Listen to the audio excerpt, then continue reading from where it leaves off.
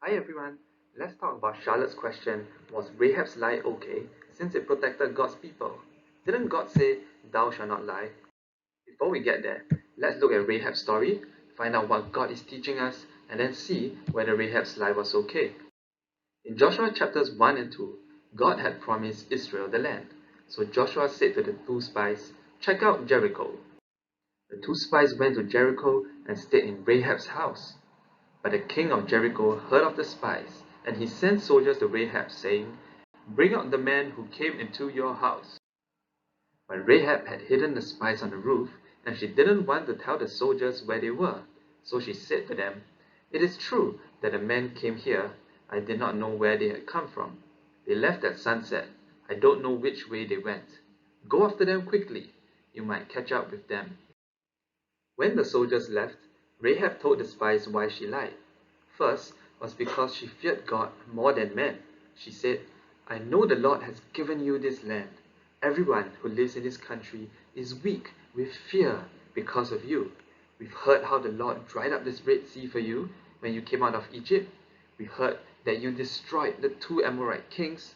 The Lord your God is a God who rules in heaven above and on earth below. The second reason why Rahab lied was because she had faith that God would be kind.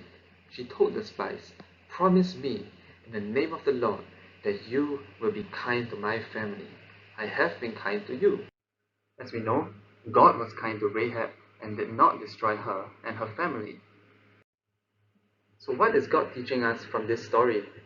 He says, don't just look at Rahab's lie, look at her fear of God and her faith in God. God praises Rahab's faith and fear and tells us to have the same fear and faith. So, was Rahab's lie okay? I think it was okay for Rahab to lie, but not because it protected the spies. God did. It was okay for Rahab to lie because she lied out of fear and lied in faith. She had faith that God would do what he says to destroy Jericho. And she feared God more than the king of Jericho. She had faith that God would be kind to her if she was kind to his spies. Only in these very, very, very, very rare cases that it is okay to lie.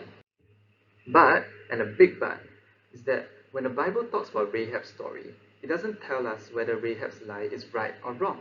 So maybe it was not okay for Rahab to lie. When the Bible does not tell us something, it probably means that it wants us to focus on something else. The Bible says, don't focus so much on Rahab's lie, but look at her faith and fear, and have the same faith and fear as Rahab. So what does this mean for us today?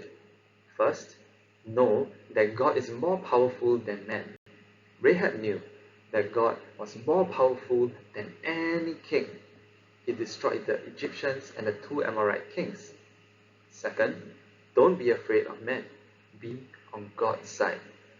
Rahab knew that if God said he would destroy Jericho, not even Jericho's king could stop it. So whose side should she be on? God's side or the side of the king of Jericho? Of course, God's side. And because of that, she was not afraid of the king. Third, we must trust that God will be kind to us. Just like Rahab, she chose God's side, and because of that, God saved her.